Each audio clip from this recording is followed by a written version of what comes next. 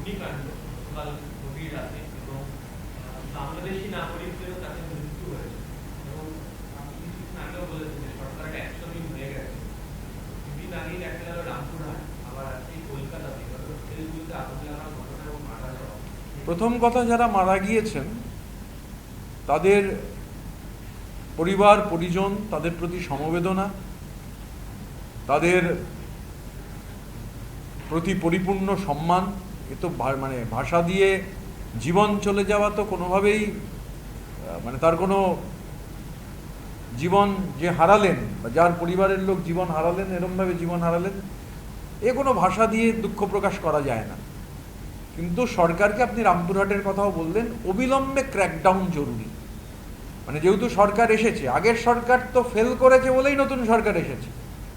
আগের সরকার on multiple counts গোলমাল করেছে বলেই নতুন সরকার সুবিধার দায়িত্ব পেয়েছে, মানুষ ভোট দিয়েছেন।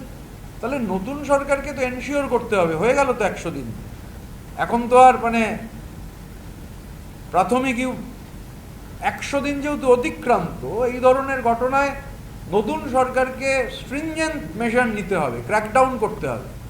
এই ঘটনাগুলো যাতে না ঘটে, আর বা এই ঘটনায় যারা দোষী তাদের আইডেন্টিফাই করতে হবে, প্লেন অ্যান্ড সিম্পল।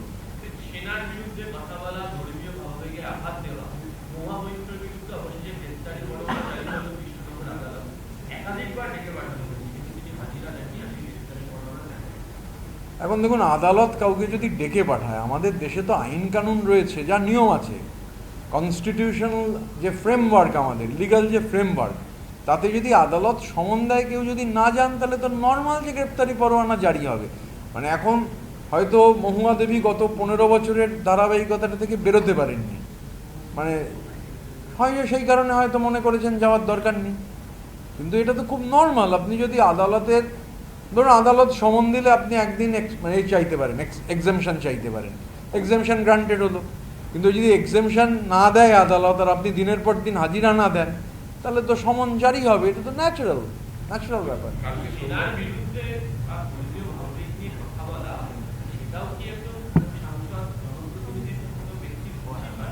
শুনুন, যে জনপ্রতিনিধি মানে ওই ওটিপিটা তো, আমি তো এমপি ছিলাম, ওটিপিটা তো আমার মোবাইলে আসে, আমি কোয়েশ্চেন দেবো, আমার মোবাইলে আসবে। তা আমার ওটিপি, যিনি যার ওটিপিটাই অন্য লোককে দিয়ে দেন, অন্য দেশ থেকে যার ওটিপি দিয়ে প্রশ্ন হয় এবং শুধুমাত্র কতগুলো ডেফিনিট কোয়েশ্চেন, এবং সে নিয়ে তার সদস্যপদ খারিজ হয়েছিল, তার থেকে এর বেশি কিছু এক্সপেক্টেড নয়।